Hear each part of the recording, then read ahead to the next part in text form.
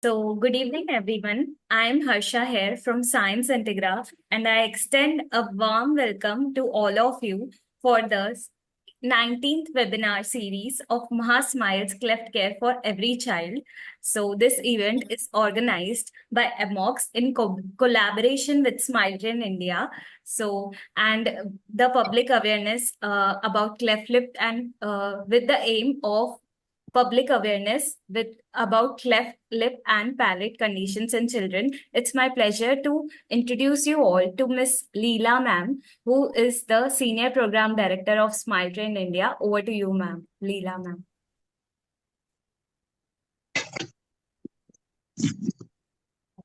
Hi, can you hear me? Yes, we can hear you, ma'am.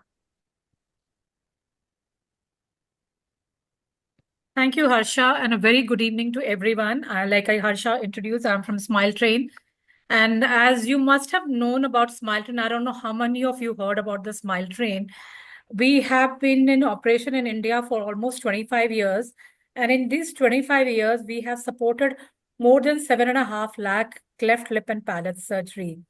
So this Maha Smiles initiative is a CSR initiative of Bajaj Finserv.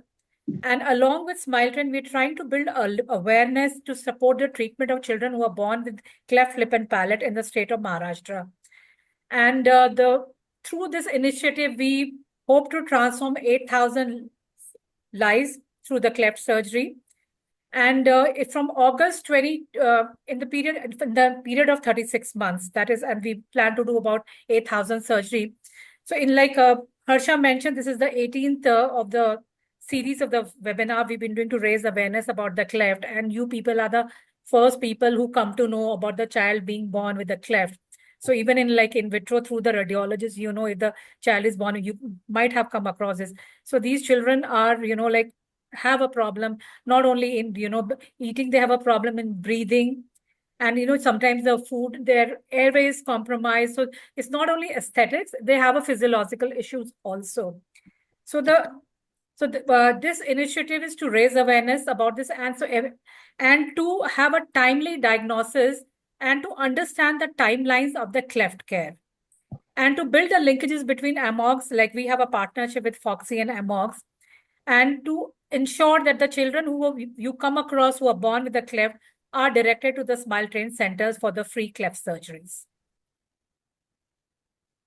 Next slide.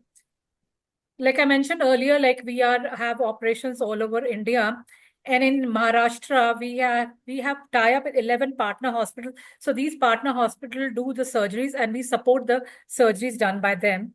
And for this, the Bajaj has been supporting us, and we have also started the helpline number. There is a helpline. So anyone who come across the child with a cleft lip and palate can call up this number, and they will be directed to the hospital, the nearest to their place, and they can have a free surgeries, So if you see this, so if you can see, like this is where our hospitals are.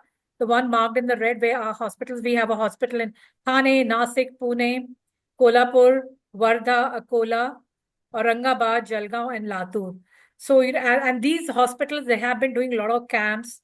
They travel long distances, they do camps. And whenever they do find the children with cleft lip and palate, it's not only that we are doing surgery, we provide them with the nutritional care, we provide them with the speech therapies, we provide them with the orthodontic procedure. And last of it all, when the child grows up, then they have a facial deficiency, they need orthognathic surgery or rhinoplasty. So all that is covered by Smile Train.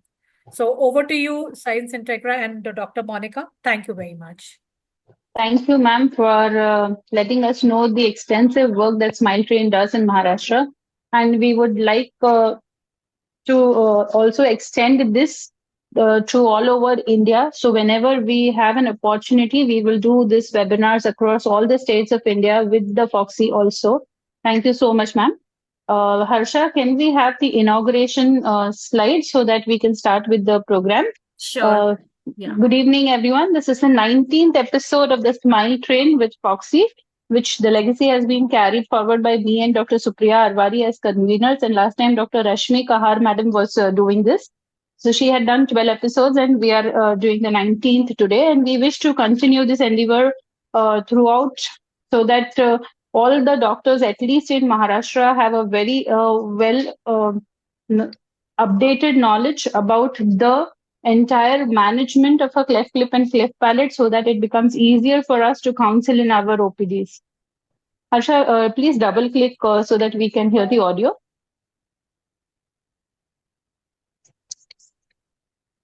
The audio is not coming, Harsha.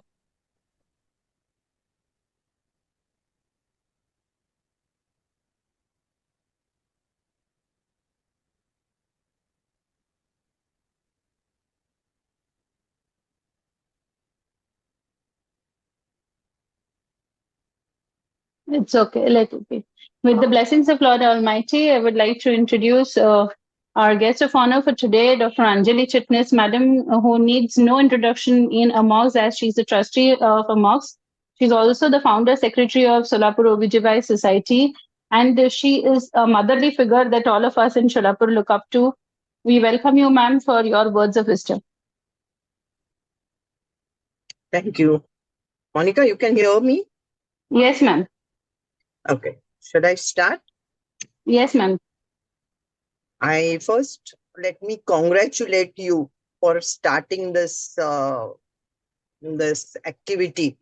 And I heard now that the activity was had started long back. It's around 20-25 years. It's a surprising thing that it is getting a very good turn now. And I appreciate the gynecologist as usual that they have taken over this to do the propaganda and all, because most of the time it's we that come across these babies first. Some either it is detected on ultrasonography and then we deal with the patient, we counsel the patient. Sometimes the patient wants MTP and then we refuse, they can deliver and have the plastic surgeries and all other things. Or sometimes they have not come to you, they just deliver and there's the baby and they are a little bit upset with the baby and baby's appearance, the feeding problems and everything. So we have to guide them at that point also, and later on the reconstructive surgery and all. So it is really getting collaborated or in hand with the gynecologist, and gynecologists have taken really good importance in and interest in this topic. I really congratulate all the staff once again, and I thank you very much for calling me here so that I know this topic as a new topic now. Looking at this topic from a gynecological point of view. So I'm very happy that you called me. I don't want to waste most of the time. I appreciate the efforts you are taking for so many episodes and all these things. So continue. All my blessings are with you. As you said, motherly figure. So all my blessings are always with you. And go ahead with the other lectures and all. Thank you, ma'am. It's a privilege to have you with us. And I now request Dr. Supriya Arwari to please introduce Dr. Alpesh, sir. Thank you so much, ma'am, for that wonderful praise, words of wisdom that you gave. And yes, I totally agree with Monica. But I disagree on one account that madam is not only mother figure for Solapur, she is mother figure for whole of AMOGS. आम्ही पण त्यांच्या छत्रछायेत आहोत. So Definitely. once again, yes, Ox is ma'am. my baby. That's really true. So nice, ma'am. So again, I would like to begin with first of all thanking AMOG's president, Dr. Kiran Kurtakoti, and AMOG's team for letting us continue this Smile Train series, which is a very, very holistic series where all aspects of cleft lip, cleft palate, starting from the diagnosis to difficulties in diagnosis to management, surgical treatment, rehabilitation, feeding, and such small, details that is being paid attention to. So I would like to thank Smile Train India. Their representatives are here, Leela ma'am. Thank you, Harsha, and a special thanks to Monica, who has been continuously doing hard work for this particular Smile Train series. I take this opportunity to welcome the various organizations that are joining in with us, and that is the Amravati Society, Nanded Society, Beed Society, Solapur Society, Meerut Society, and the Public Awareness Committee. And now it is time to introduce someone again who does not need introduction to the august audience of AMOGS and Foxy, And since ma'am has already blessed us in a maternal fashion, let me now invite the father figure of Foxy, and that is Dr. Alpesh Gandhi. He has been the president of Foxy in 2020, and his CV is there for everyone to read. But what I want to say from the heart is he was the person who led from the front during COVID times. It was during COVID that Sir, took over as the president, and without even thinking of it as a setback, Sir popularized the webinar or the digital platform for performing Foxy activities. So really what we are doing today, one big thank you goes to Sir for the initiative that he took in his presidential year, and brought this in a big fashion and in a very, very natural way into Foxy, that today we don't feel the need to unnecessarily go and travel here and there. In the comfort of our clinic and home, we have good academics reaching us. Sir is also one person who, after having given step down from his chair, has continued his crusade that he is doing for Foxy. Now he's currently has undertaken the high risk pregnancy training program, which Sir is beautifully doing. And like how intern and houseman work for their work, that way I have seen Sir working. So Sir, really honor to be introducing you and to be working with you. The stage is all yours, Sir, waiting for your blessings.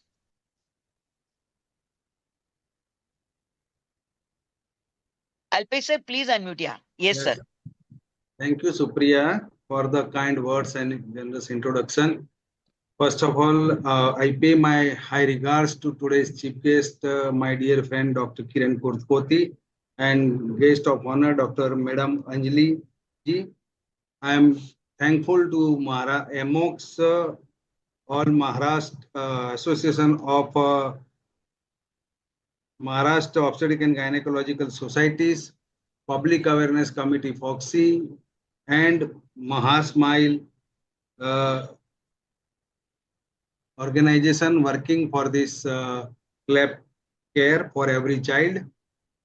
A very good initiative, and I think this topic is very less discussed or ignored, but this is very, very important thing. It is not so rare, but even though in our such gathering it is less discussed relatively, cleft lip and cleft palate are a common birth defect, we can say, and it occurs together in 1 in every 1,000 babies, and somewhat more in males than female. Around 20% have cleft lip only, 30% may have cleft palate only, and 50% of children may have both the things, cleft lip and palate together. So most healthcare providers detect, like us, cleft lip or cleft palate around 20 weeks during 18 to 22 weeks of anomaly scan. It's challenging to detect cleft palate on an ultrasound, but now we have so many experts, so many fetal medicine experts, so many sonologists, all are doing good work, and now it became possible to detect cleft lip, cleft palate during anomaly scan. Several factors are responsible, and I am sure our esteemed faculties will definitely address everything in their talks. Very, very briefly, we can say there are several factors are responsible, like genetics, smoking, alcohol, drugs, environmental. So many factors are there which are responsible for this, a very common birth defect, we can say.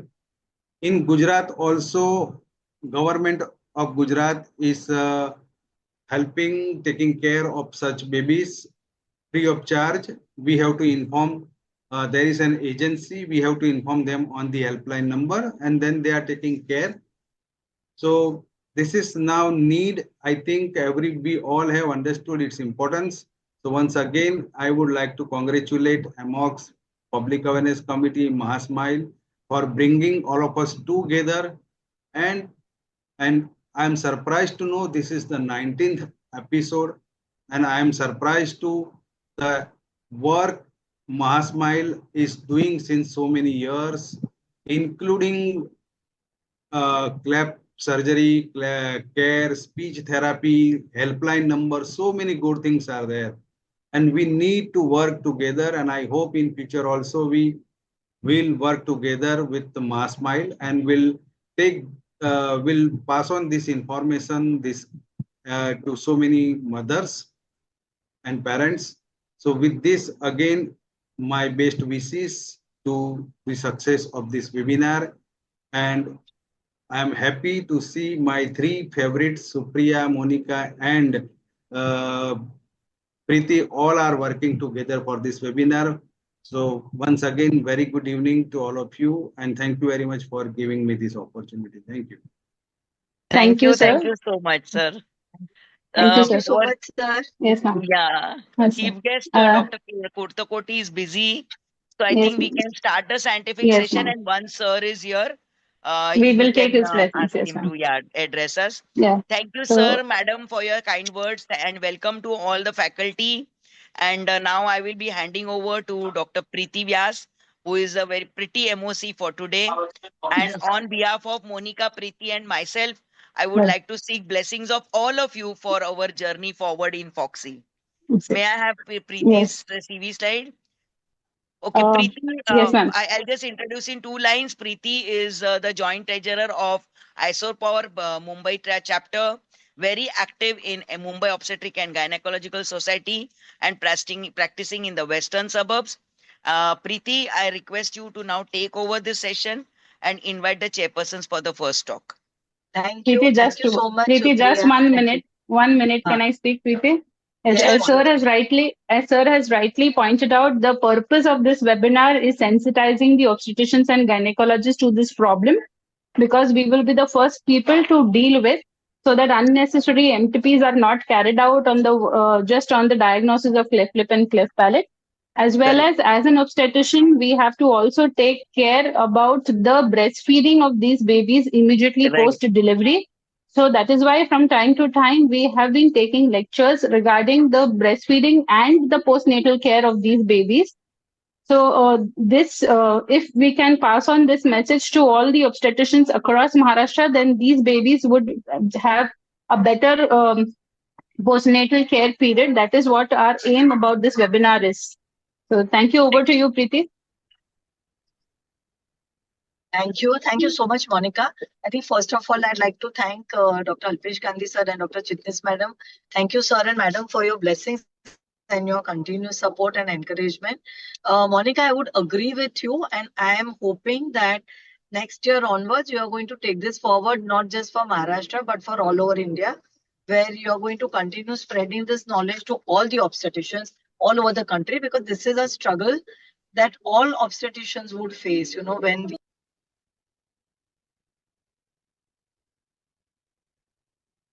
Preeti, unmute yourself. You got accidentally muted. I'm so sorry. Yeah. Okay. Now can you hear me, no? Yeah. I think, again, blessings from Chitnis madam and Alpesh Gandhi sir. And Monica, I would agree with you that we definitely need to work hard towards spreading this awareness. And I think next year onwards, Monica is going to take over spreading this awareness to the rest of the country, and not just Maharashtra obstetricians and gynecologists. So I really look forward to doing that, Monica, with you. I'd like to now take the liberty to start the session. I'd like to request, thank you, Harsha. We have with us three very nice and good and very enthusiastic chairpersons with us. We have first Dr. Poonam Bulawkar. She is the president of Amravati Obs and Gynaec Society. She was the past secretary of Amravati Society, and she worked very hard as a consultant in OBGYN as well as in high-risk pregnancies. She's won prestigious awards such as the DK Tank Reproductive Healthcare Promotion, the Durusha Youth Trophy, as well as the Dr. Chitle Award, which is a very prestigious award which they won just this year in 2024-25.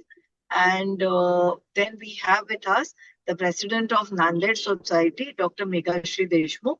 She is the president this year. She also has advanced training in infertility at the Chennai Fertility Center. She's taken advanced training for both clinical embryology and infertility, and has done fellowships in daycare laparoscopy, advanced laparoscopy with Cochin, Mumbai, and Pune, and is also a very active member for IAGE as well as SR.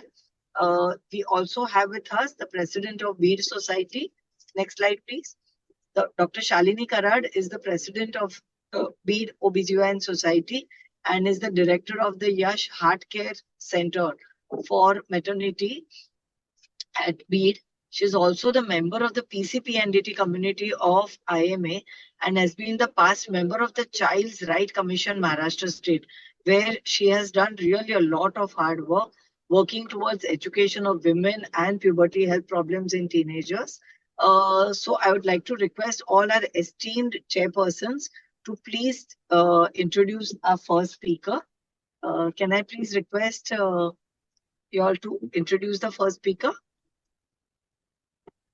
Poonam madam, can you please do the needful? Poonam madam, Harsha, please share the speaker's CV. We can request Poonam madam to read the CV. Yeah. Harsha, please share the CV. Thank you, madam, for the kind words. Now, excuse me. Our first speaker is Ankita Deshmukh, ma'am. She is consultant obstetrician and gynecologist, subspecialty maternal fetal medicine and gynecological ultrasound. Can you hear me, ma'am? Yes, ma'am. Consultant obstetrician, gynecologist, and maternal fetal medicine specialist at Suyash Nursing Home and Kreshwani Nursing Home, Solapur. She has done fellowship in advanced obstetrics and gynecological ultrasound from Mediscan Systems, Chennai. She has fellowship in gynecological endoscopy, MS obstetrics, and she is MS obstetrics and gynecology at Grand Government Medical College and founder member of Fetal Brain Society. Knuckle translucency certification by she has done knuckle translucency certification by Fetal Medicine Foundation, UK. Over to you, Monica. Thank you, madam. Thank you for joining. Megashri ma'am, can you introduce the topic for us so that Ankita can then start presenting the slides? I can't see Megashri madam. I think Dr. Shalini is there. Shalini ma'am, are you there? Now, there are two people whose names I cannot see. That's why I cannot identify. Ankita, we can start with the talk. Thank you. Okay. Let me just share my screen first.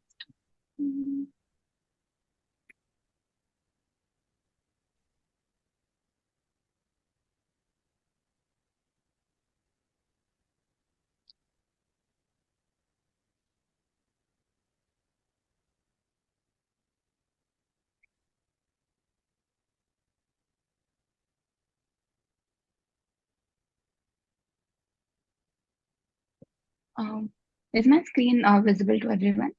Yes, sir. Okay. Good evening, everyone. I would first like to thank everyone and the organizers for giving me this opportunity to talk about the anatomical development of cleft lip and palate and the ultrasound correlation of the same and the difficulties that are faced while imaging for a cleft lip and palate. So I'll be talking about just this. Okay. So I'll start with the embryology of cleft lip and palate, types of cleft lip and palate, and the prenatal diagnosis in the first and second trimester to rule out cleft lip and palate. So palatogenesis is the process of formation of the palate, which starts as early as the 6th week of gestation and completes by the end of the 9th week. The palate is formed by primary palate and the secondary palate. When we look into the primary palate, basically when the embryo is formed, there are three germ layers, which is endoderm, mesoderm, and the ectoderm. So mesoderm is the layer which forms the mesenchyme, and there are symmetrical mesenchymal folds which are present as early as 5th week of gestation. So in the face, there are two nasal mesenchymal folds, which are then divided into medial and lateral folds by the nasal placode or the nasal pit, as seen in this diagram. So the medial nasal prominences eventually come together and form the upper lip and philtrum. and it forms the primary palate, which is the premaxillary portion of the anterior palate, which is anterior to the incisive fossa. So here in this diagram, you can see that the two nasal prominences, which are medial nasal prominences, come together to form the philtrum of the lip, and it forms the primary palate, which is just posterior to the philtrum of the lip and forms the premaxillary portion of maxilla. Coming to the secondary palate, it consists of hard and soft palate, as we know in the adults. So it is basically formed from the two lateral processes coming together from the maxillary process, which has mesenchyme in it, and it comes from lateral in towards the midline, and then meets the primary palate in the front, forming the roof of oral cavity. Anterior portion of this secondary palate gets its bony extension from the maxillary as well as palatine bones to form the bony palate, while the posterior portion remains as soft tissue and the mesenchyme, which forms the soft palate as we know in the adults. So here in this diagram, one can see once the formation is complete, there is the upper lip, there is a primary palate, and there is the secondary palate, which is formed because of the fusion of the lateral shelves in the midline, forming the hard palate or the secondary palate, and the soft palate, which forms the uvula later. Nasal septum is a downward extension from the nasal prominences, which appears in the midline and fuses with the secondary palate from anterior to posterior direction around 12th week of gestation to form the nasal cavity. And it basically divides the nasal cavity into two portions, that is right and the left. And it also completes formation of the roof of the oral cavity by merging with the secondary palate. Coming to like cleft lip and palate, what exactly is a cleft? So any defect in the fusion of the lateral or the medial nasal processes when they are getting fused, that leads to formation of a cleft, which is then known as then seen as a cleft in the formation of lip or the palate. So to begin with, there is no gap as such as the embryo is getting formed. So whenever the fusion happens, in case there is less of mesenchyme or there is a lack in the mesenchymal material, so it appears as a thinning of the mesenchyme, which eventually breaks down and forms a cleft. So cleft can be of multiple types. So here in this diagram, it is a diagram of adult palate. Here you can see in front of the alveolar, there will be the upper lip, where if the cleft is present there, it will form the cleft lip. This is the anterior palate. If any cleft is present in the anterior palate, it will form the anterior cleft palate. And any cleft or fusion defect in the posterior palate or secondary palate will form posterior cleft palate. So accordingly, cleft defects are divided into anterior cleft defects, posterior cleft defects, and complete cleft. Anterior cleft defect involves cleft lip with or without disruption of the alveolar part of the maxilla. So disruption of anterior palate may or may not be there, but cleft lip and anterior palatal defect are both combined to be called as anterior cleft defects. It is limited up to the incisive fossa, and it is due to deficiency of the mesenchyme. Next are the posterior defects in which the secondary palate is involved. It is because of the fusion of the lateral palatine processes that this cleft occurs. Complete cleft is one where there is a cleft beginning from the lip, anterior palate, as well as the posterior palate.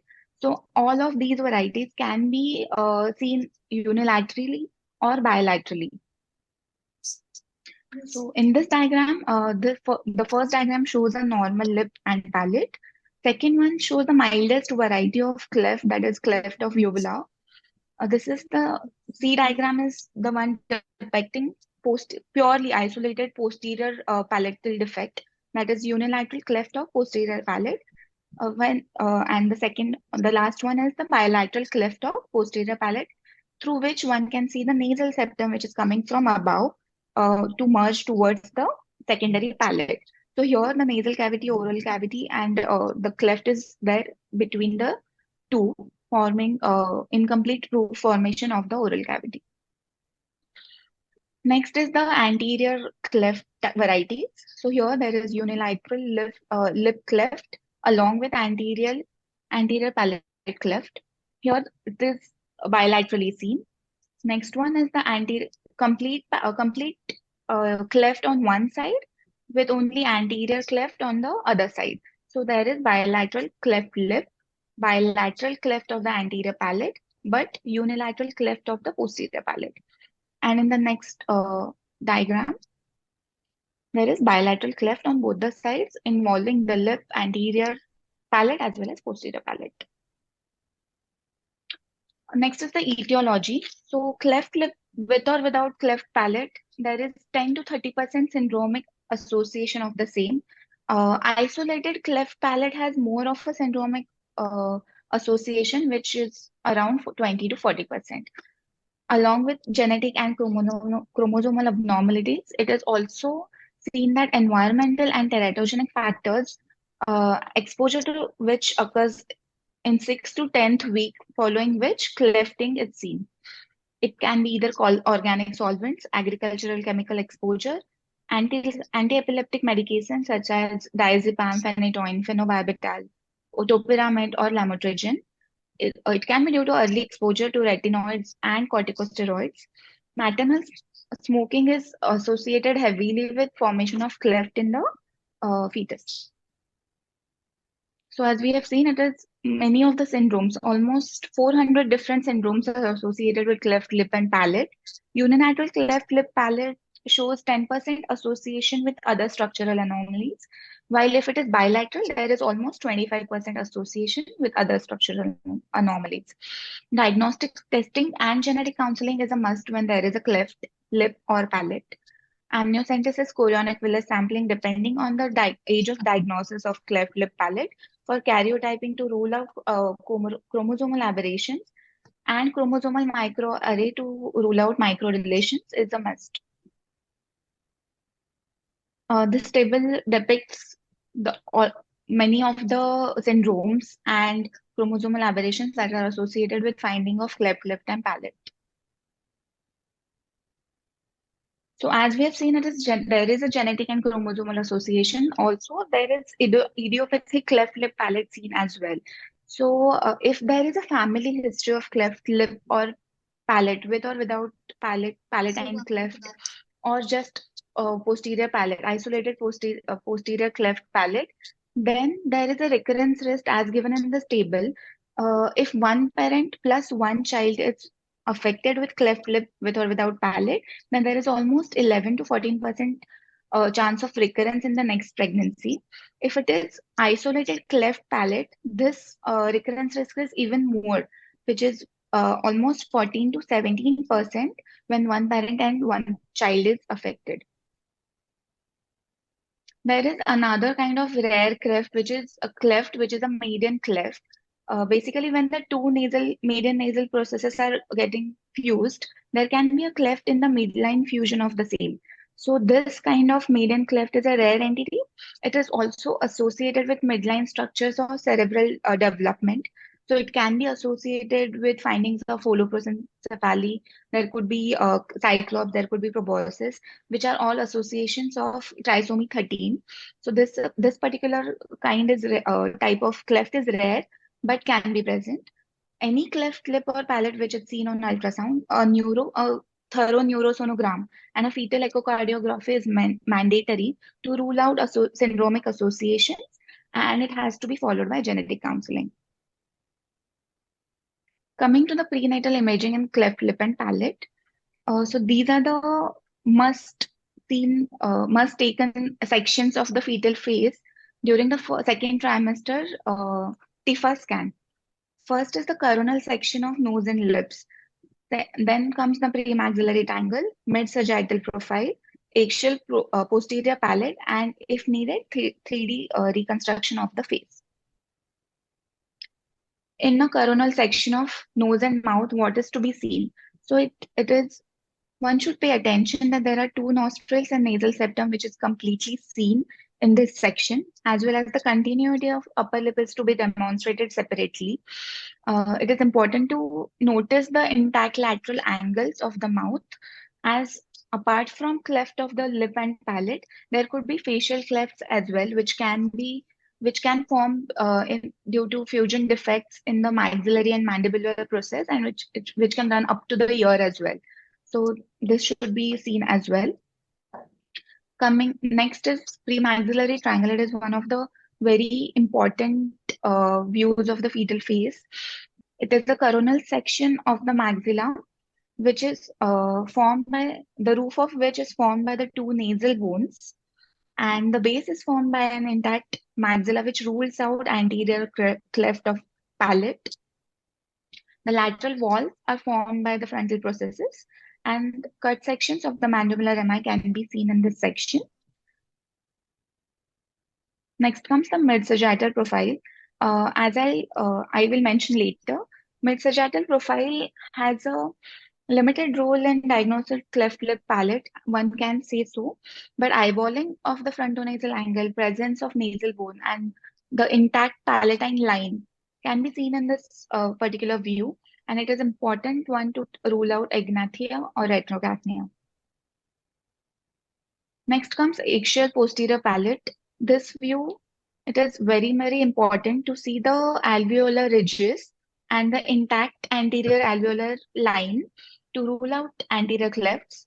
One should see the intact posterior aspect of hard palate, which is the posterior palatine line, which rules out a isolated posterior cleft, and it also shows the pharynx. So when we are diagnosing cleft lip and palate, the first and foremost most important view is the coronal section of nose and mouth. As I said, interruption or discontinuity at the upper lip is diagnostic of cleft of lip. So once we know that there is a cleft in the lip, we need to see whether it is unilateral or bilateral. Once we have established its laterality, next is to look for the axial maxilla for alveolar discontinuity or posterior palate cleft. So as we have seen in the other picture here, one can see intact anterior alveolar ridge. So in case of a unilateral cleft lip, there could be one cleft going through the alveolar ridge unilaterally or bilaterally, and this posterior palatine line may or may not be involved depending on the type of cleft. So abnormal communication between oral and nasal cavities can be demonstrated at times with the help of a Doppler flow, but it may not be always accurate, and there could be some artifacts in imaging that as well. 3D reconstruction of the face really helps in knowing what is the type of cleft and what is the depth of it. So here's a picture, one coronal section of nose and the lip. Here we can see that the upper lip is not continuous. There is a discontinuity here. Obviously, it's a cleft of lip on one side. The other side looks intact. As we go deeper, taking into consideration the anterior palate, here is the alveolar ridge with the extension of cleft in the lip not extending into the alveolar ridge.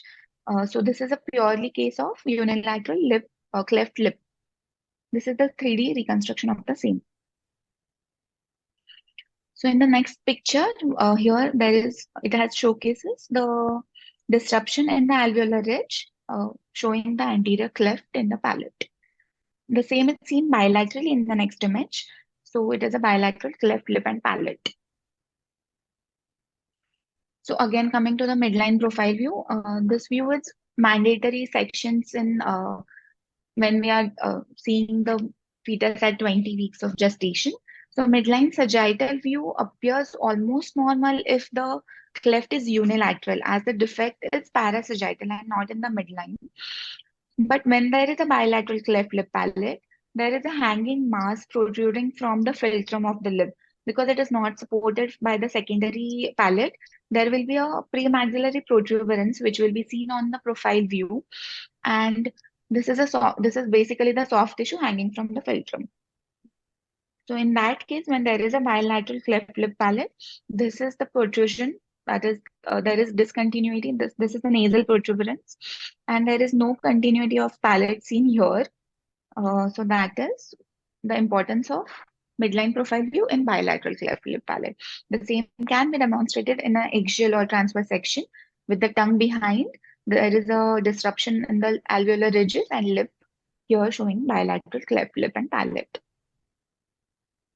So this is again in the first image, there is bilateral cleft lip palate. The same is demonstrated post-abortion and postnatal image of a child with bilateral cleft lip palate. Coming to cleft of the posterior palate, it is a difficult diagnosis on prenatal ultrasound, but it is definitely not impossible. There have been studies previously shown to show almost 0% detection rate for isolated posterior cleft. But now we can see behind the orbits, and now we are going to see posterior palatine line in every fetus to rule out isolated cleft of the posterior palate. So this was one study, posterior palatine line, a marker for cleft secondary hard palate. The posterior edge of palatine bone forms the posterior border of the secondary hard palate. This posterior horizontal echogenic line of hard palate is named the posterior palatine line. A defect in the middle of this line is considered as the cleft of the hard palate. As we have seen before, this is the alveolar ridge anteriorly seen. And that's this line, which once we get a view of the eggshell orbits, as we come down, one can see the anterior alveolar ridge, and then coming more down, one can see the posterior palatine line, which is the end of the hard palate, and that the continuity of the same or intactness of the same rules out isolated cleft palate of the posterior palate. So here in the last image, one can see that there is no continuity and it is disrupted. So this is, and there is no cleft in the lip also. So this is isolated case of posterior cleft.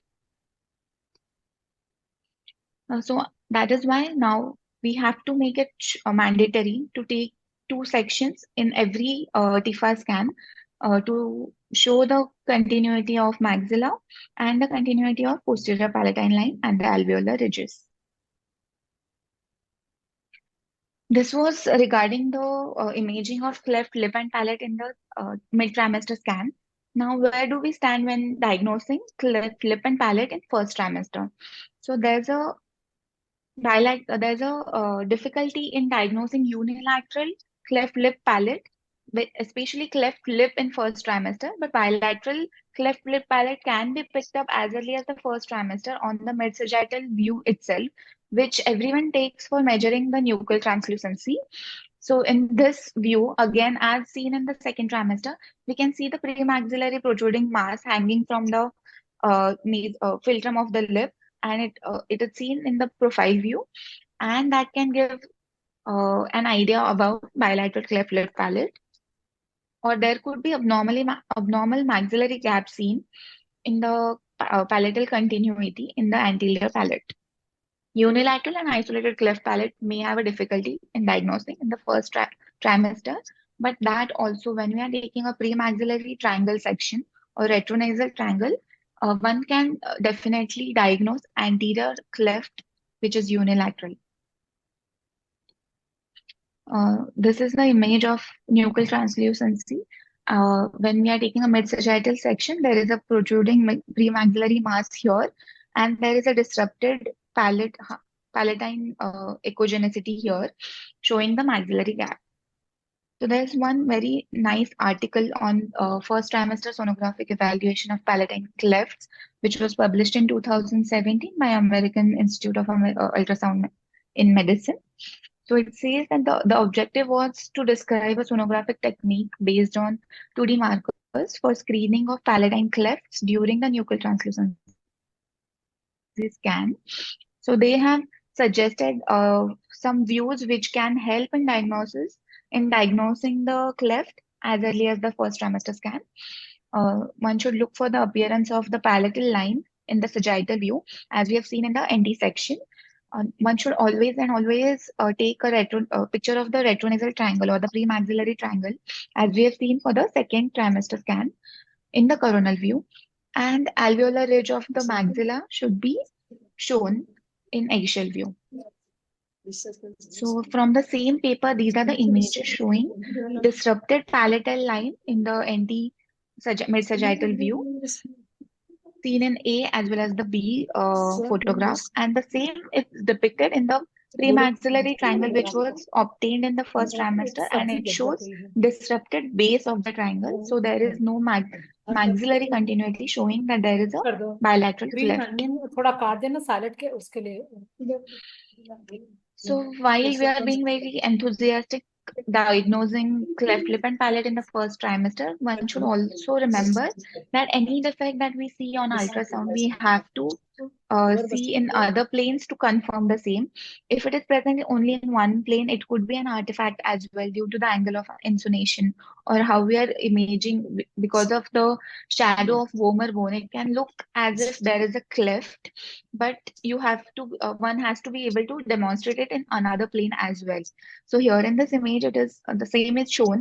A and C are the transabdominal images, and of the same fetus, B and D are transvaginal images, in which there is no maxillary continuity or palatine continuity seen. So here it may look like there is a cleft, but as long as you can demonstrate it in two planes, you cannot come to a diagnosis because it could be an artifact. So the same paper shows these three mandatory views to diagnose when you have a suspicion of a cleft lip and palate. One should see the alveolar ridge, try to see the posterior palate in first trimester, and the premaxillary triangle or retronasal triangle is a mandatory section in first trimester. So it also helps in diagnosing absent or presence of nasal bone, as well as it rules out cleft palate. So here in the retronasal triangle, there are two nasal bone seams. These are the lateral walls, and this is the intact base of the triangle, which shows intact maxilla. In image H, there is one disrupted maxillary line suggestive of unilateral cleft, whereas there is no base here in the last image showing that there could be bilateral cleft. So this is this is summarizing slide which shows all the views together for all the clefts that could possibly be diagnosed on ultrasound. Here, first is the normal image of the upper lip, the primary palate, and the secondary palate, sagittal view of the same, axial anterior continuity of the alveolar ridge, and a premaxillary triangle. In unilateral cleft, one may not see any change in the sagittal, mid-sagittal profile view, but when you are imaging the alveolar ridges, there will be a defect in the alveolar ridge or continuity. And on the premaxillary triangle view, the base will be not intact. When the same is seen on bilaterally, there will be definitely some protuberance seen on the sagittal mid-profile view. There will be bilateral defects in the alveolar ridges, and there will be bilateral defects in the formation of the base of the premaxillary triangle. Median clefts are little rare, but similarly, one can correlate with all the sections in median cleft. Isolated posterior palate, as I've said, it may not be seen on coronal view of nose and mouth. One may find a normal premaxillary triangle. There could be some disruption as well, but the anterior alveolar ridge is going to be intact. So here, as I've mentioned, the posterior palatine view or the posterior palatine line must be shown in one of the pictures so that you rule out isolated cleft of the posterior palate. Okay, here's I do have a video of a case in first trimester showing cleft unilaterally.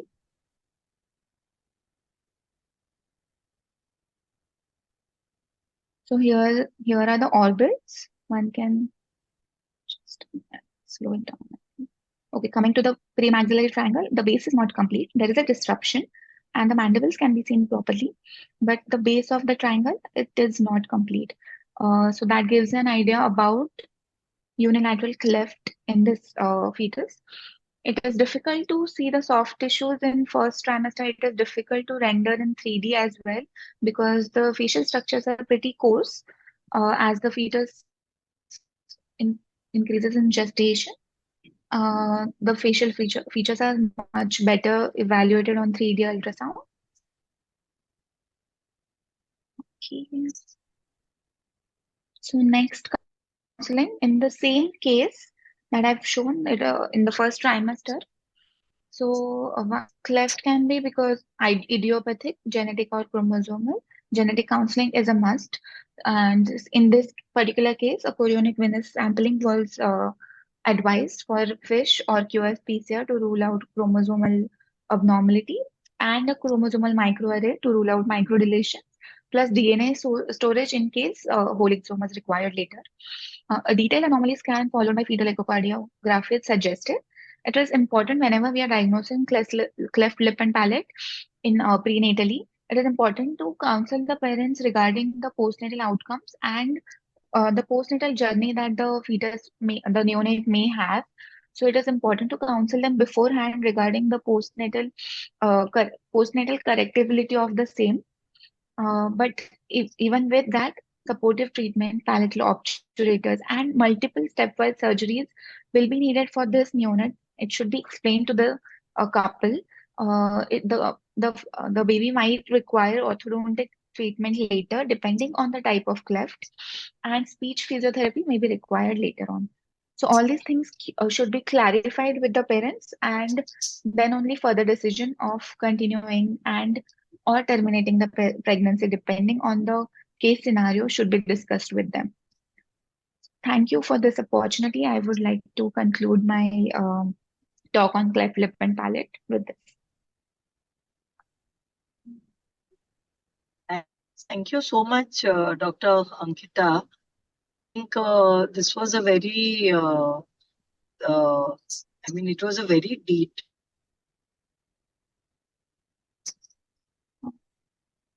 Thank you, ma'am.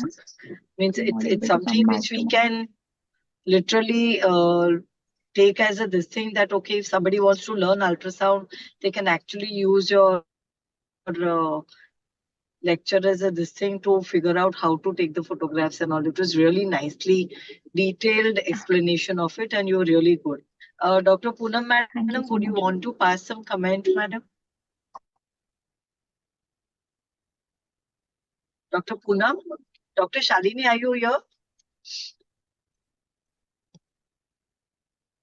I think Dr. Poonam is not there. Dr. Meghashri? Yes, ma'am. Yeah, madam, can you please? Would you want to say anything? You are muted, madam. Yeah. You are muted, madam. You need to unmute. Ma'am, unmute yourself. Meghashri, ma'am. Yeah. Yeah. Yes. Got it? I joined half of it. Yes, yes. Now we can hear you. Yeah. Good So evening. I Thanks for- feel for- it's thanks for the- very well explained in depth the embryology and the pathology and how to detect and all these things. I to feel that I should go and take some lessons from her at this stage also. So it's Ankita, it's very well done. I hope start taking classes for the younger ones, and they should learn something from you. Very good lecture. From my side also, Thank you so I'm really much, ma'am. thankful for as a Means a lot chairperson coming of this from you. society. Can you hear me? Can you hear me? Yes, yes, we can. Thanks for this opportunity, and really you have excellent knowledge, and that can be transferred to all the young generation. And this first trimester scan is so important that we just look for the NT. We should also look for the cleft lip and cleft palate, and this should be included in the you can say the our memorandum that cleft lip, cleft palate should not be missed. We have seen many gynecologists at our place in Nanded who had their kids having cleft lip as well as cleft palate. Now the kids have become doctors, but two doctors, gynecologists, had a hell of a time, which was misdiagnosed, not diagnosed, you can say, even if it was done at Mumbai. So I feel this should be included in the curriculum of NT scan. Nice lecture. Really, you have lucid knowledge. Thank you. Thank you. Thank you. Thank you, Dr. Ankita. Thank you, madam. Thank you. Harsha, can we have the next slides, please, put up? So we can now start with the session 2, and I'd like to request our next chairpersons to be taking over the session. We have with us, yeah, thank you, Harsha. Yeah. So we have Dr. Sujata Kulkarni here with us. Dr. Sujata Kulkarni is a consultant and an infertility specialist, and she is right now the honorary secretary of the Solapur Obs and Gynaec Society. She is also the current vice president. I mean, she has been the past secretary, and she is right now the current vice president of the Solapur Society. She is especially interested in female infertility, adolescent health, and public awareness. And she's working at the Bani Shankar Devi Hospital at Solapur at present. The next chairperson we have is the we have Dr. Veena Tangdi. Madam is the president of the Miraj OBGYN Society and has been working in rural areas since last 25 years. I mean, hats off to you, madam, for bringing about this change even in the Miraj Society, and really appreciate your hard work towards it. We also have with us the secretary. Next slide, please. Harsha, the next slide. Thank you. We also have Dr. Lalita Lokhande. She's with us today. She's the secretary of the Amravati AMOGS Society, and she's working in the past as a treasurer of a box. She's also the past Adolescent Health Committee chairperson of the Amravati OBGYN Society and the past clinical secretary for the same. And welcome, madam. And I'd like to request all three chairpersons to please welcome the next speaker. And can I request Dr. Lalita or Dr. Veena, madam, to please introduce the next speaker?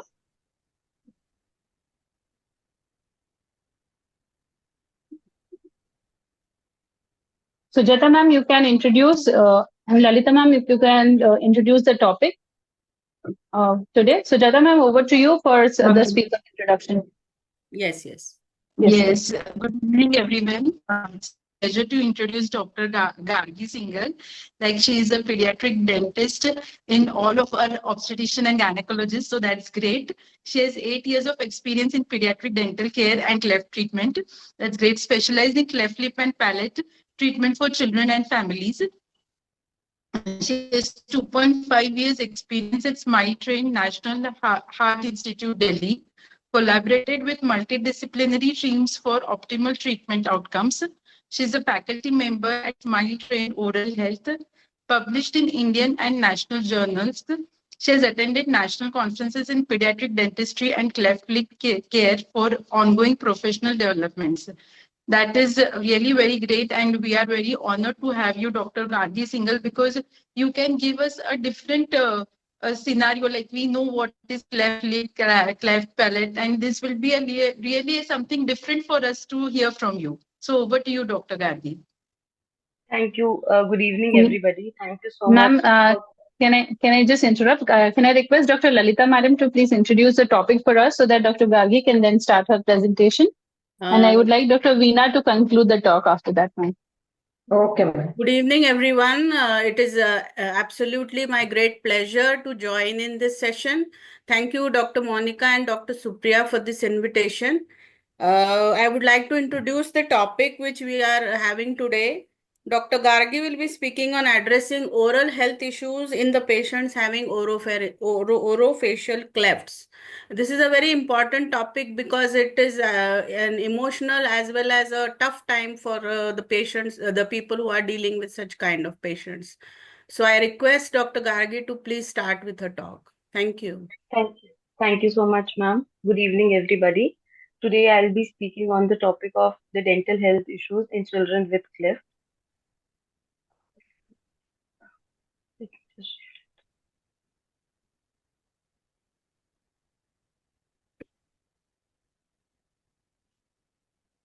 And thank you for this opportunity. So I'll start directly with the my topic, that is oral health issues in children with cleft.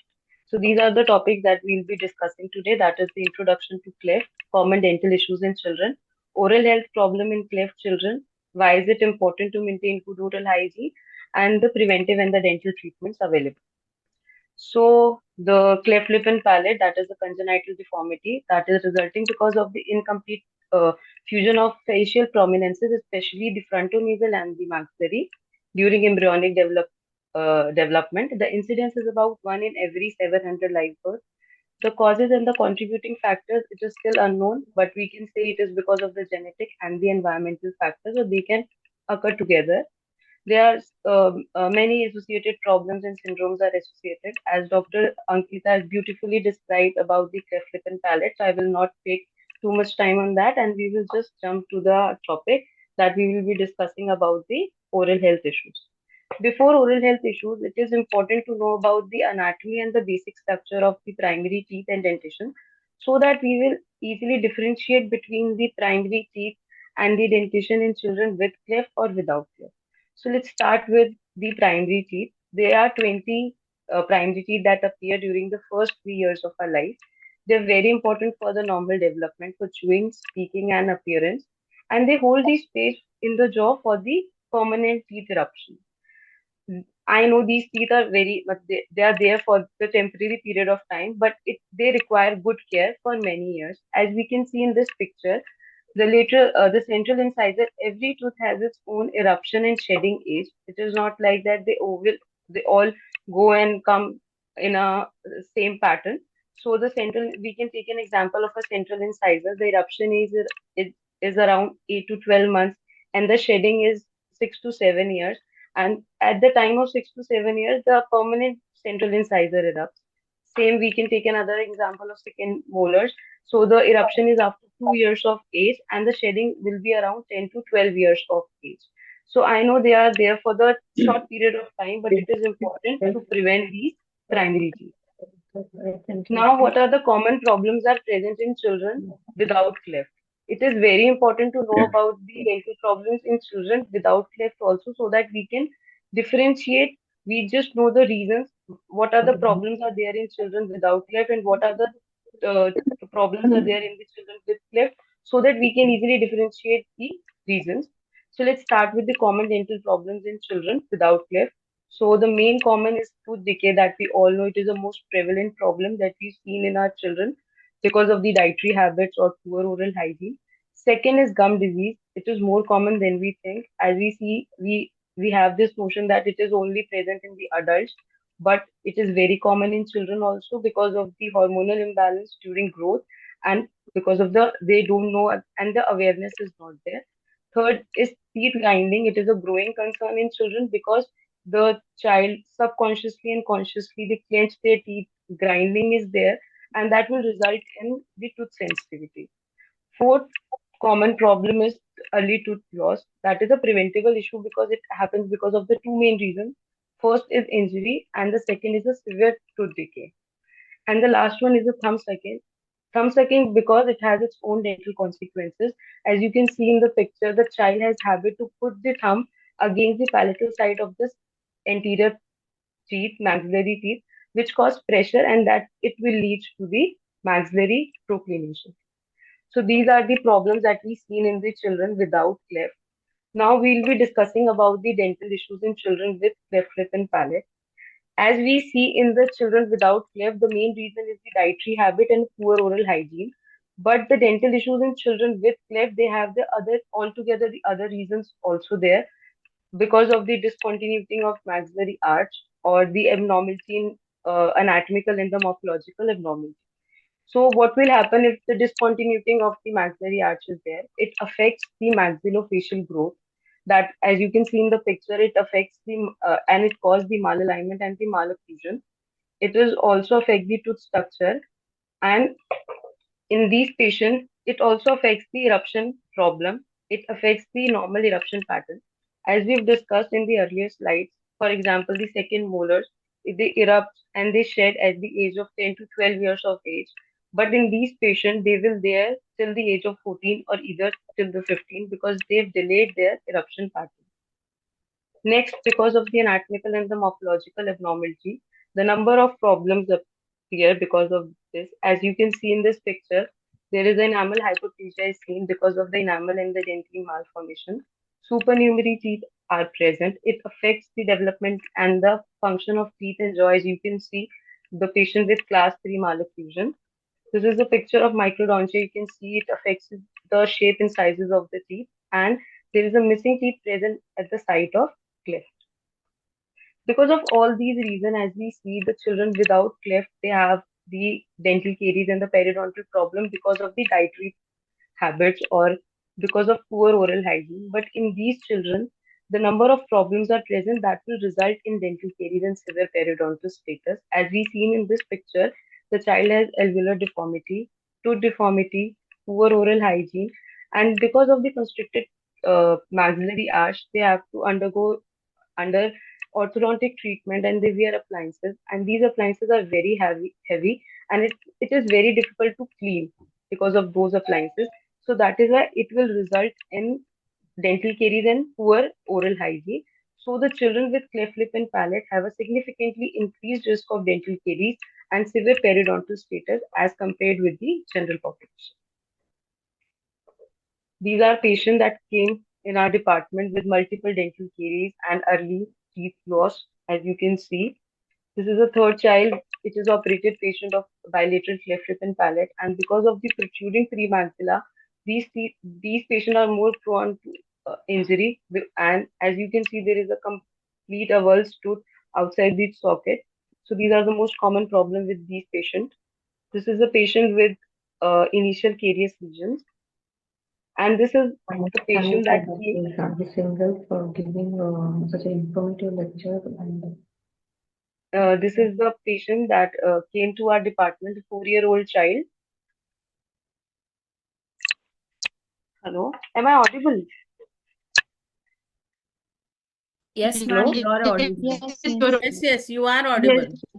Okay. So this is the patient, the 4-year patient that came to our department with the chief complaint of pain, and he was not able to eat properly. As you can see, the severe dental caries, we can call it rampant caries, it spread progressively. After examining, we saw there is no teeth present, only root stumps are there in the maxillary arch, and you can see only the tooth pieces are there. We were not able to save the maxillary teeth because only pieces were there, but we were able to manage to maintain the mandibular teeth by the RCT. So these are all the patients between the age group of 3 to 6 years, and they all have poor oral hygiene because of the other issues. This is a case, it is an adult case, the 21-year-old patient that came in our department with the chief complaint of pain, multiple caries, and bleeding gums. He's 21 year of age. After taking complete history and examining, we got to know that even his primary teeth were also like this. He was not taking good care of it. After examining and taking history, we got to know his dietary habits are also bad. So you can see because of the poor oral hygiene, there's severe caries and periodontal problems are present. And you can see the other problems also in the maxillary arch. You can see the supernumerary teeth, multiple missing teeth, and rotated teeth. And the patient is in class 3 malocclusion. We were planning to start with the we were planning with the orthodontic treatment, but it was we failed because of the unrestorable condition of these teeth. That is why I'm saying it is important to save these teeth that we'll be discussing in the next slide. So why is it important to maintain oral hygiene? Saving primary teeth are as important as saving permanent teeth, as we've seen in the previous slide, that if we don't address it on time, it will affect their permanent dentition also. Sometime in cleft, these children have the primary teeth is retained and act as a permanent teeth. The orthodontic treatment will also not be possible, as you can see in the previous slide. And we have to save these deciduous teeth for as long as possible because of the two main reasons. First, in order to preserve the bone tissue, and second, if it affects the eruption of these tooth. So sometimes they will be there till the 14 years of age or 15 years of the age.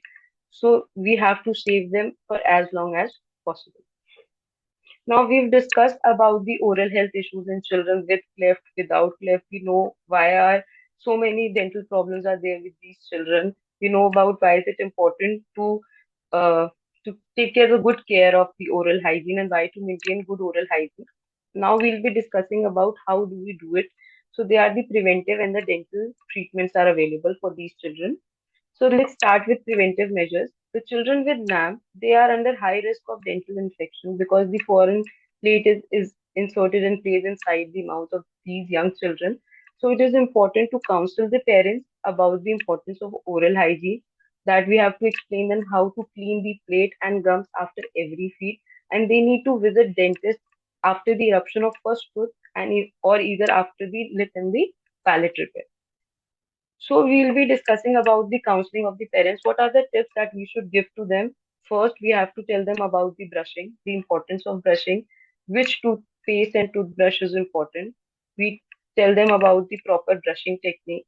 We will counsel them about the nutrition, that the dietary habits is very important for the caries and oral hygiene. We have to limit that. Make water they go to beverage. We will tell them that it is important to rinse after every feed. If they will not able to clean it, so they will just rinse it up with water. Then dental flossing is important for these children. Then what we'll do in our practice is we just regular dental checkups we advise them. So what we do is we combine it with either with speech or with surgical follow-up so that we will minimize their visit. Or that is a toothpaste that will the fluoridated toothpaste should be used because the fluoride has its own benefits, and be a role parents to be a role model, because what we believe is that what child see they will learn. So if they see their parents brush their teeth and maintain the good oral hygiene, that they will also do that. So the preventive dental measures for children with cleft require comprehensive and proactive approach. It includes regular checkups, good oral hygiene, early orthodontic care, healthy diet that will help in minimizing the dental issues. Now, there is this notion that it is very difficult to treat children, and for the dental treatment is very difficult. And I'm saying that it is very difficult to treat these children with cleft because of the multiple reasons. These children have behavioral issues, attitudinal issues. They are more fearful. The anxiety is more in these children because they've been visiting hospital since day one because of where after they detected with cleft lip and palate. So the behavior is slightly different with these children. The fear is more.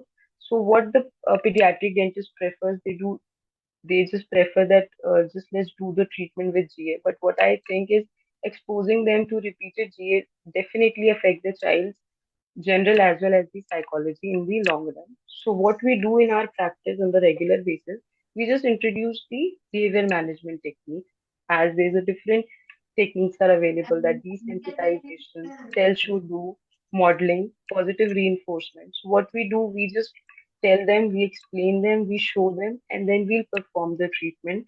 For the modeling, what we do when the one child is getting the treatment, we just make the other child stand there to see that it is not that painful, and he or she will get the treatment in the same way. And the positive reinforcement, you can say we can drive the patient in a certain way, that if you behave in a certain way, I will give you this, and if you not, then I will not give you this thing. So that is the negative reinforcement. So the major these techniques help us to maintain the communication, alleviate fear and anxiety, facilitate delivery of quality oral health care, and building a trust between the dentist, child, and parent, so that we can instill the positive attitude about the dental care. These are the dental treatments are present for cleft children. Is it same as that of the general population? But the main thing that I think it is different in these children is the approach. We have to be extra empathetic and very patient with these children because of all these fear and what they've been uh, suffer because of their cleft lip and palate issues. So we have to be very empathetic and very patient with these patients. And the different dental treatments are available for these patients. For example, the restorative, if the caries lesions are present, so we'll go for restorative treatment. If the anterior teeth, the brown and the black spots are there, we'll go for aesthetic treatment. If the child is small, very young, 2 years of age, 2.5, and the compliance is not there, so we'll go for preventive treatment, that will go for fluoride application, that I've already told you that fluoride has its own benefits. It remineralizes the enamel. Fourth is the extraction, which I really don't recommend, but we have to go for that in cases when they are out. They become mobile because of the injury and the patient's having pain and in unrestorable condition. Then we'll go for extraction. And last, the orthodontic treatment in cases with the constricted premaxillar, they just require further surgeries like ABG and orthognathic surgery. Then the orthodontic treatments are available. So I will conclude my this lecture with the children with cleft lip and palate face different dental challenges that require early intervention and ongoing care. Early and consistent dental care, including regular checkups and specialized treatment, play a crucial role in ensuring better oral health in children with cleft. Thank you. Over to you, Veena ma'am, for your expert comments. Hello? Yes, Am I ma'am. audible? Yes, ma'am. I thank Dr. Gargi Singhal for such a good informative lecture on this children having cleft lip and cat palate. She told very nicely, elaborated so many dental problems in children. And she told about dental caries, decayed teeth, gum problems, all that. And she gave even good tips on oral hygiene also. It was really very good informative lecture, madam. Thank you so much. Thank you. Thank you. Thank you so much, Dr. Veena. I think it was a very nice session and such an informative session and very practical tips you have given. I think we need to have more and more lectures. Monica, I think you're doing good job here. Okay. Lalita ma'am, are you there? Sujata ma'am? Yes, yes. Ma'am, for your final concluding remarks, and then Gargi ma'am, we request you to stay back because there are certain questions in the box, so we would take up that now. Yes. Yes, ma'am. I would definitely like to congratulate Dr. Gargi for such a wonderful talk. It was really a detailed talk and it shows your expertise in your field. And this will definitely help us to convince our patients better to have a good oral hygiene if there are such kind of difficult situations. Thank you very much, Dr. Gargi, for such a comprehensive talk. Thank you. Thank you, Lalita ma'am, and thank you, Veena ma'am. Thank you, Dr. Sujata, for chairing this session. There are some questions. Do you want me to ask the questions? So the first question is, what role do the prenatal vitamins and maternal health, that is folic acid, play in preventing orofacial clefts? And do you provide any specific guidance, and what genetic testing or screening is recommended for families?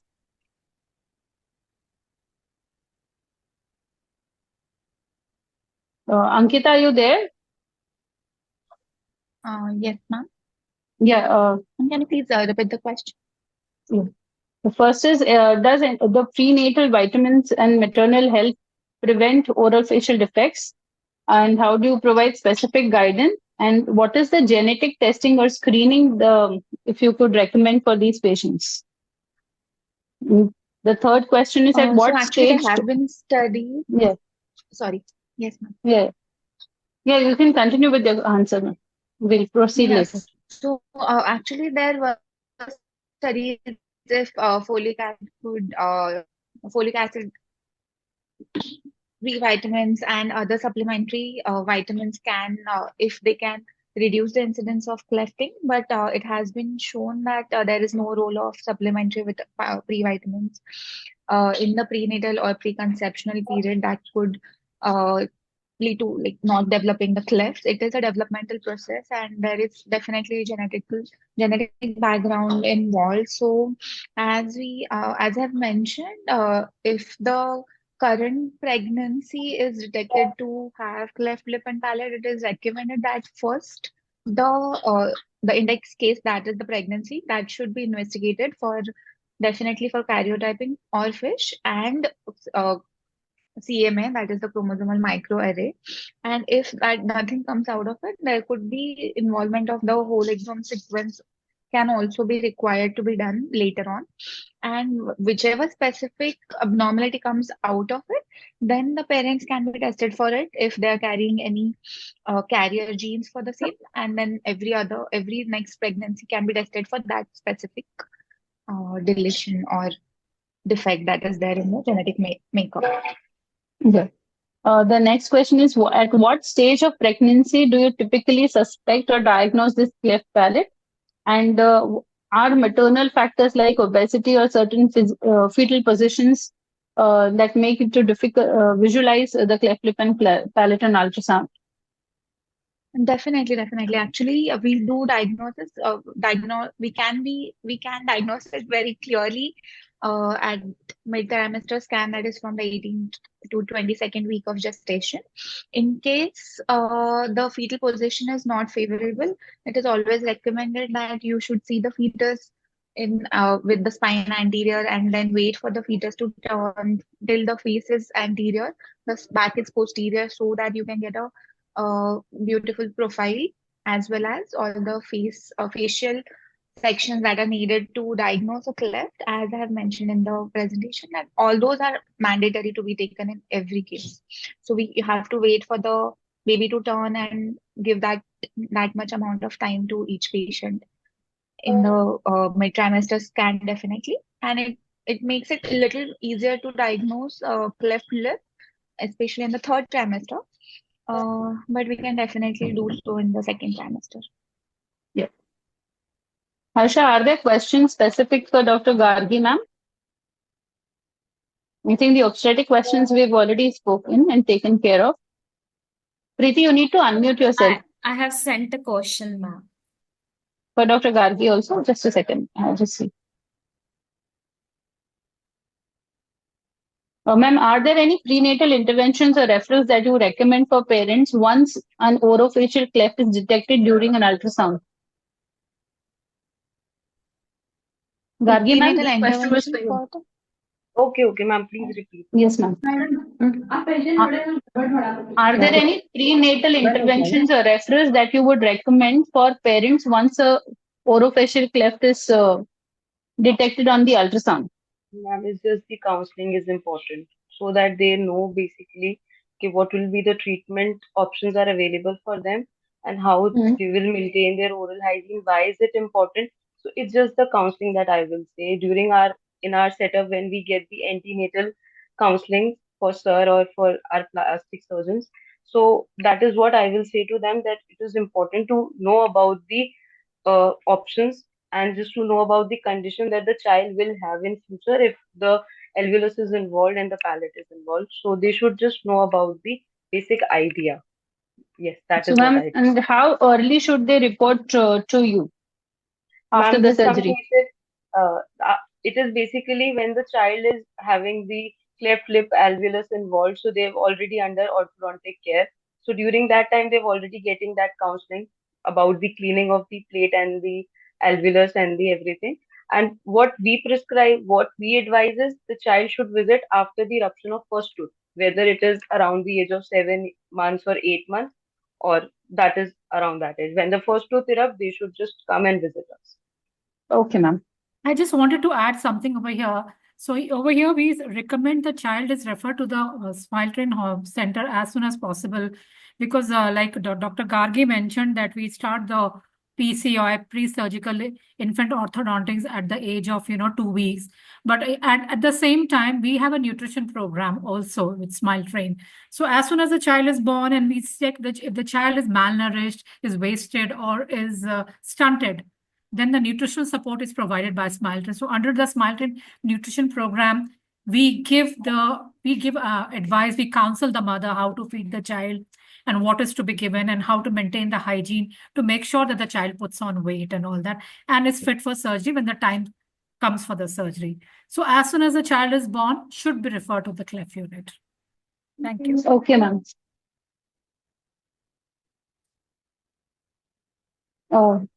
I think that concludes all our questions, and to officially propose the vote of thanks, I'm really, really thankful to AMOG's office bearers, Dr. Kiran Kurtkoti sir and Dr. Bipin Pandit sir, for allowing us to conduct this session under the aegis of AMOGs. Thank you, Smile Train and Leela ma'am, for associating with AMOGs and getting out the best of this initiative from all AMOGsians. I also thank Dr. Anjali Chitnis madam and Alpesh Gandhi sir as the guest of honor today, and our respected chairpersons, Dr. Poonam Devlikar madam, Dr. Meghashri Deshmukh ma'am, Dr. Shalini ma'am, Dr. Sujata ma'am, Dr. Veena Tangri, and Dr. Lalita Lokhande for joining us today and chairing the two wonderful sessions by our speakers, Dr. Ankita Deshmukh and Dr. Gargi Singhal. Last but not the least, I would also like to thank Dr. Supriya Arwari as a co-convener and Dr. Preeti Vyas, who has handled the baton of being the master of ceremony for this webinar. Thank you, Science Integra and Harsha, for the technical help. Thank you, everyone. Ma'am.